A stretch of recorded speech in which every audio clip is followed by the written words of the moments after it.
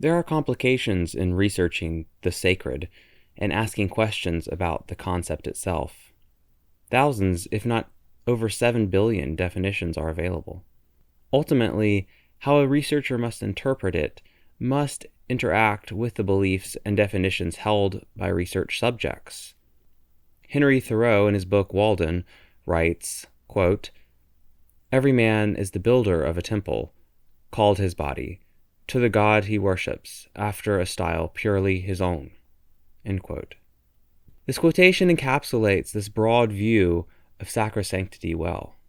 Sacrosanctity is different for different people and cannot be pinned down so precisely. One orients themselves to that which they find of highest value and derives themselves from that orientation, ultimately determining their existence or way of being as a result. To gain a better and perhaps more quantitative grasp on what a spiritual or sacred experience or thing can be to different people, these are the themes of sacred experiences identified by Hay and Nye, who highlight the following 5 dimensions of sacred experience. 1. The here and now experience. This is the complete immersion into the experience of the present moment, intensely committed to the immediacy of the now in its full concreteness.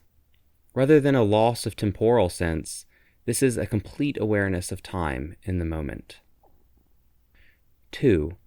Tuning. This is a complete resonance or being in tune with something that is outside of oneself. This can be metaphorical, such as with nature and the natural order, or more literal, such as in a musical performance. 3. Flow. This can be the total absorption in the performance of a single task. This is absorption to that point that there is a feeling that the activity being done is doing itself, rather than being done by the performer. 4. Focusing. This is different from flow in that it is not absorption to the point of losing self-awareness. Rather, it is an intense awareness of the self and what it is doing. 5. Relational consciousness. This can be described as a deep felt sense of connectedness with others and within oneself. Many forms of relational consciousness can be made here, including person-God consciousness, person-people consciousness, person-world consciousness, and person-self consciousness.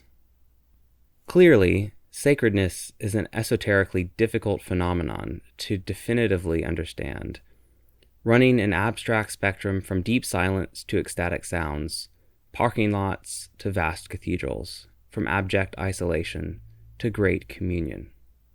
Ultimately, all research on the sacred is incomplete and imperfect. Sacredness is so comprehensive, personal, and universally all-inclusive in its possibilities that we can apprehend and study only minuscule pieces. There is an amazing totality to this phenomenon that can only be seen and studied in its tiniest fractions.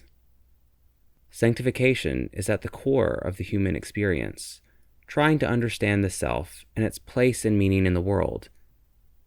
Pragmatically, it is impossible to fully understand, appreciate, and comprehend it and all of its complex connections, considering every belief, desire, value, and motivation being reflected positively or negatively in it in some way. While we must understand that sacredness and sanctity is in dialogue with religion, we must also begin to free sanctification from the domain of religion in order to make allowances for other, possibly non-religious, sacred manifestations. It is essential that those wishing to understand religion and the sacred begin to view sanctity as a characteristic in the capacity of humanity. That is, personal and vast in its variety of expressions, rather than viewing the expressions of sacredness, those vehicles that people use to understand and communicate their self and their reality, as if they are the embodiment of sacredness itself. Such a view both allows and requires us to give priority to the capability of the human spirit to be the source of such fascinating and powerful manifestations that have shaped the very fabric of our cultural and social world history. This directs our attention away from institutions and gives the sacred and the power of sanctification to individuals, validating and appreciating each person's capacity to feel, create, express, understand, comprehend, value, and wonder at the supermundane, apart from the complex and prescriptive confines of institutionalized sacrosanctity. We, from the most religious to the most atheistic of us, sanctify things within our lives all the time. What does it mean to make something sacred? Why is it important to recognize that sacredness, sacrosanctity, is independent of religion and even theism?